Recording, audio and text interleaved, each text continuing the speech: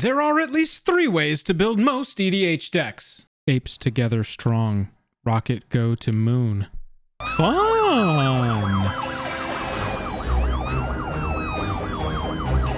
And mean. Let's look at the strong, fun, and mean ways that I would build Ragavan, Nimble Pilferer, and the video starts right now.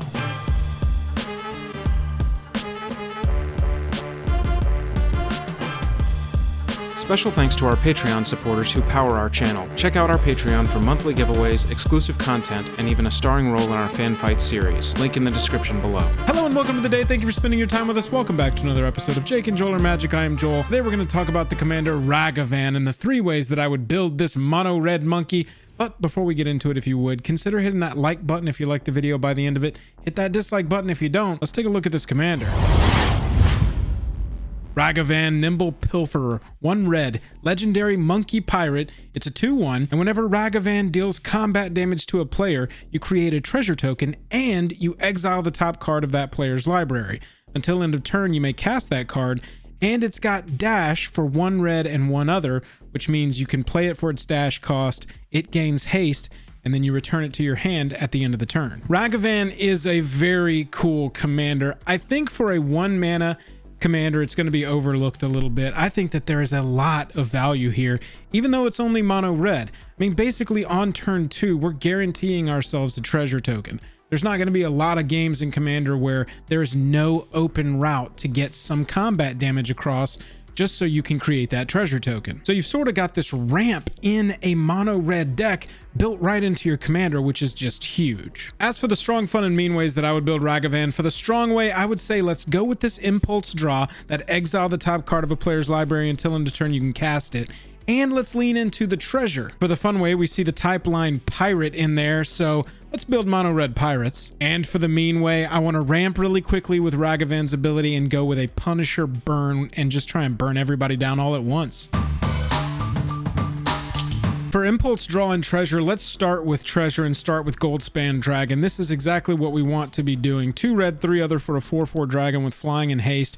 When it attacks or becomes the target of a spell, you create a treasure token, and it makes treasures that we sacrifice add 2 mana instead of just 1. Dropping Goldspan Dragon early because we're ramping from Ragavan is going to be huge in this deck. It's going to let us really ramp really fast because all of our treasure that we're creating is going to be tapping and sacking for double, in addition to Ragavan creating a treasure token whenever he deals combat damage, and Goldspan Dragon creating a treasure token whenever it attacks or becomes the target of a spell. We want to build up a lot of treasure. Captain Lannery Storm's going to help us do that. A red and 2 other for a 2/2 human pirate with haste. Whenever it attacks, you create a colorless treasure artifact token with tap. Sack it, you add 1 mana of any color to your mana pool. And whenever you sack a treasure, Captain Lannery Storm gets +1/+0 until end of turn. Mostly we like this attack trigger. It's a cheap human pirate that can attack, create treasure, and just help us keep ramping. Gadrak the Crown Scourge fits into any treasure deck, I think. A red and 2 other for a 5/4 flying dragon. Now it can't attack unless you control 4 or more artifacts, but with Ragavan as your commander, that's pretty doable. And at the beginning of your end step, create a treasure token for each non-token creature that died this turn. So just more ways to create treasure tokens. Let's talk about the granddaddy of creating treasure tokens. A red and 6 other for a sorcery that just simply says for each land you control, create a treasure token. Now it does take 7 mana to activate this, so you want to probably do this when you have a lot of lands. You probably don't want to be sacking treasures to cast Brass's Bounty when we could save that for later in the game. Now, what are we going to do with all these treasures? Well, let's try and win the game.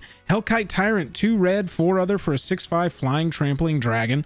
When it deals combat damage to a player, we gain control of all artifacts that player controls. That's huge in Commander. I love that. And at the beginning of your upkeep, if you control 20 or more artifacts, you win the game. That's what we're going for right there. Let's create treasure tokens. Let's win the game.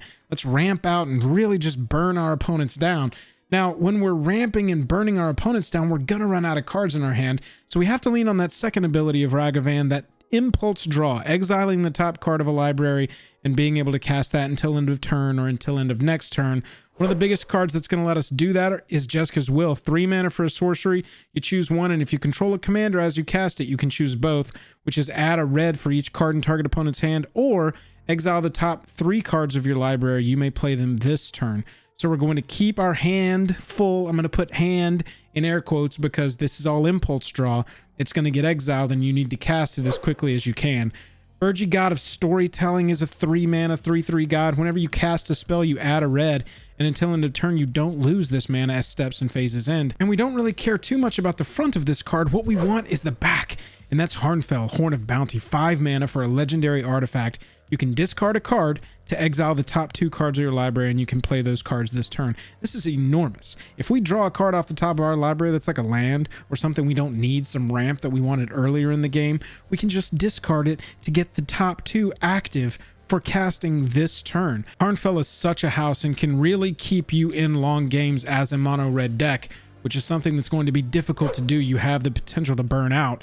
Chandra Pyromaster is next. This Planeswalker is fantastic in this deck. 2 red, 2 other for a 4 loyalty Chandra. You can tick her up 1 to deal a damage to target player and a damage to target creature that player controls, and that creature can't block this turn. That can come in handy. That's not an absolutely useless ability, even though it only does 1 damage. Having their critical blocker unable to block in a turn, that can be pretty big. For 0, you can exile the top card of your library and you can play it this turn. We just get an impulse draw every turn that this Planeswalker is allowed to live. That's pretty critical. And -7, you exile the top 10 cards of your library, choose an instant or sorcerer exile this way, and copy it 3 times. And you can cast the copies without paying their mana costs. Do I think this will happen very often? No. Will it be dope if it does? Absolutely. But what we mostly want is that middle ability to just help us stay in the game. That's the strong base that I would set for this deck. Let's take a look at a fun payoff and go with Pirate Tribal. Now, you may be rolling your eyes when I talk about Pirate Tribal, but with Commander Legends, we got a lot of pirate love, and a lot of it was in red. You'd be surprised how many strong cards and a strong strategy we can put into this deck with pirates. Kari Zev, Skyship Raider, needs to go in here for just flavor reasons. 2 mana, 1/3, first striking menace, human pirate. Whenever Kari Zev attacks, you create a 2/1 red monkey creature token named Ragavan that's tapped and attacking. Exile that token at end of combat. This is the first time we saw Ragavan, so you definitely need to get Kari Zev in there because Kari and Ragavan, they are tight. They need to be in the same deck. Look at this pirate. This is just one of the most killer pirates out there with Dockside Extortionist. 2 mana, 1/2 Goblin Pirate. When it enters the battlefield, you create X treasure tokens, where X is the number of artifacts and enchantments your opponents control. It's brutal. You know this card. You want this card. It's such a strong pirate. Breach's Brazen Plunderer is really good in this deck. A red and 3 other for a 3/3 Goblin Pirate with Menace. And it says whenever 1 or more pirates you control deal damage to your opponents, exile the top card of each of those opponents' library. You may play those cards this turn, and you can spend mana as though it were mana of any color to cast those spells. This is a combination of that pirate, tribal, and impulse draw that's going to keep you in the game, give you some longevity in case you burn out or get board wiped. You'll be able to rebuild and you won't just be stuck drawing and playing 1 card every turn. Dargo the Shipwrecker is really fun in a treasure build because for a red and 6 other, you get a 7/5 with Trample that says as an additional cost to cast this spell, you can sacrifice any number of artifacts and or creatures.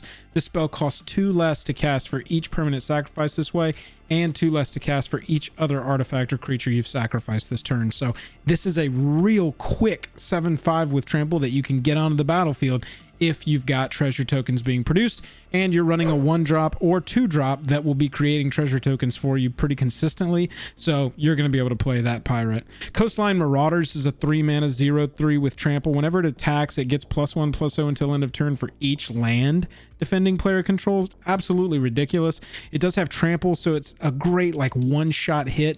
And because it's a one-shot hit, that Encore ability for 2 red and 4 other, you get to exile it for each opponent. You create a token copy of Coastline Marauders. They have haste, and you have to sack them at the end of turn. They all have to attack 1 opponent, each opponent. So this is the kind of big, chunky hit that can really get their life totals down and put them in range of a finish-off and maybe give you the win. Port Razor is a mythic pirate that's definitely going to help you win. 2 red, 3 other for a 4/4 Orc Pirate. It deals combat damage. You get to untap each creature you control. After this combat phase, there's an additional combat phase, and it can't attack a player it's already attacked this turn. So it's got to get through each opponent, but this is huge damage. This represents potential absolute victory right here. Court Razor I love in this deck, and it's a pirate, so that really helps. Emberwild Captain's another pirate that we got from Commander Legends. 4 mana for a 4/2. It enters and you get to become the Monarch. Now Monarch means you get to draw a card at the end of your turn. Now that is huge. That card advantage is really something that we want, that we need in this deck. We're going to have the impulse draw, but having any other card draw is going to give us longevity. Whenever an opponent attacks you while you're the Monarch, Emberwild Captain deals damage to that player equal to the number of cards in their hand, so it represents some residual damage as well on top of giving you Monarch. Be careful with Monarch because it will put a target on your head, but that card, most times, it's worth it to get Monarch into the game. And then Fathom Fleet Swordjack, a red and 3 other for a 4/3. Whenever it attacks, it deals damage to the player or planeswalker it's attacking equal to the number of artifacts you control.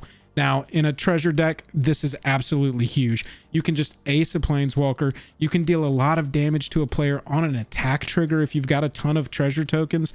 Plus, Encore of 6, so you get to exile this from the graveyard, create 3 token copies of it. Each token has to go at a different opponent. But late in the game, you've got a bunch of treasure tokens because you played Brass's Bounty, created a ton of them. They're attacking. They're all doing a bunch of damage right on the attack trigger. Just really can't be stopped.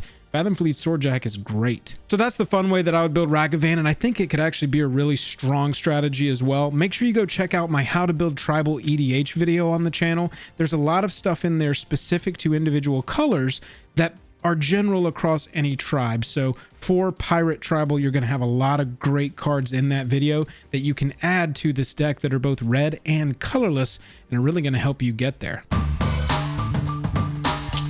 Sulfuric Vortex completely sums up what I want to be doing with this version of the deck. 2 red, 1 other enchantment. At the beginning of each player's upkeep, the Vortex deals 2 damage to that player, and if a player would gain life, that player gains no life instead. So it's going to slowly burn everybody down all at once. It's not going to let anybody gain life so they can get back into the game, and that's what we want to be doing. We want to be punishing.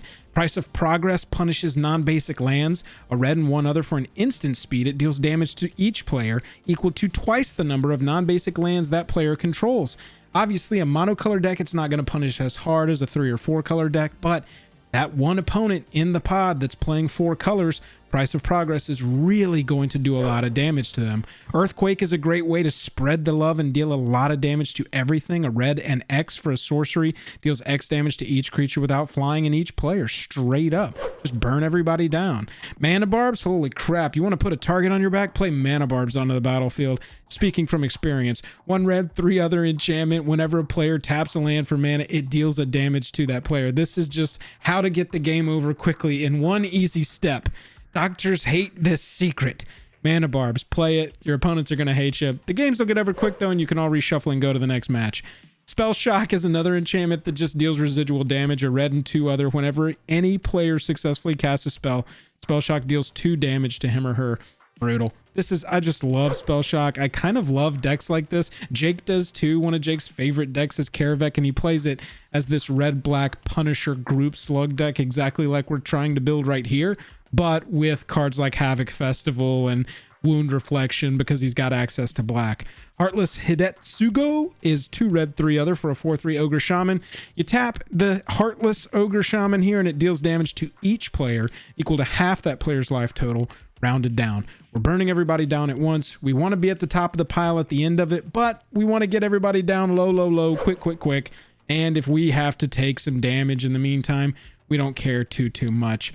Fanatic of Mogus is great in red because it says each opponent on it, a red and 3 other for a 4/2. Don't care about that.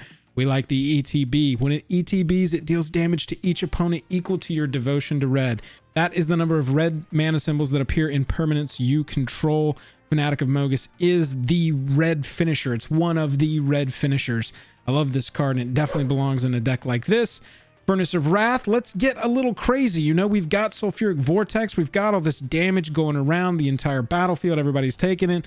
About Furnace of Wrath, if a source would deal damage to a creature or player, it deals double that damage to that creature or player instead. And there's a little buddy called Torbrand that also does a very similar effect. 3 red, 1 other for a 2/4 Dwarf Noble. If a red source you control would deal damage to an opponent or a permanent an opponent controls, it deals that much damage +2 instead. So we're burning everybody down. They're taking more and more damage. and we just hope to keep our opponent's life total lower than ours so that we're the last one standing at the end of this fiery tornado. Let me know how you're going to build Ragavan Nimble Pilferer. I think for a 1 mana commander, this actually has a lot of potential, and it's that dash cost that's really going to unlock a lot of the potential. Hit that like button if you like the video, hit that dislike button if you don't. Other than that, let me know down in the comments any other commanders you want to see 3 ways to build versions of. I'm tapped out, and I'll catch you later.